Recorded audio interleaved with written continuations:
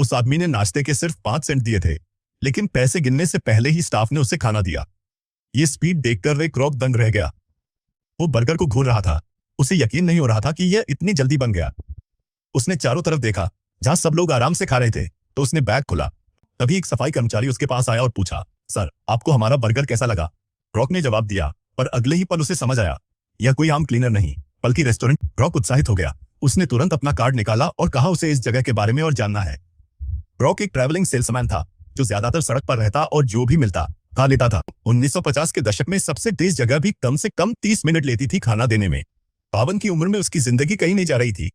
उसने अपना घर गिरवी रख दिया था एक मिल्कशेक मशीन बेचने के लिए, लेकिन 3 महीने में वह एक भी मशीन नहीं बेच पाया। फिर एक दिन एक छोटे से अनजान रेस्टोरेंट ने एक साथ 6 मशीनों का ऑर्डर दे दिया। क्रॉक हैरान हो गया, ऐसा कौन करता है?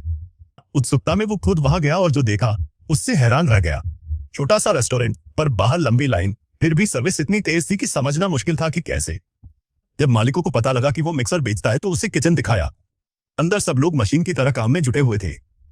हर आदमी सिर्फ एक ही काम करता, कोई बंस रखता, कोई केचप मस्टर्ड लगाता, कोई 2 पिकल्स और प्याज डालता और आखिरी आदमी ताजा बीफ पैटी रख देता। सिर्फ 30 सेकंड में एक परफेक्ट बर्गर बन जाता। सबसे हैरानी की बात, वो अपना केचप भी खुद बनाते थे। प्राइस के लिए भी टेम्परेचर और टाइमिंग की सख्त रूल्स थे। रॉक बहुत इंप्रेस हुआ। डिनर पर उसने पूछा, ये सब इतना तेज कैसे करते हो?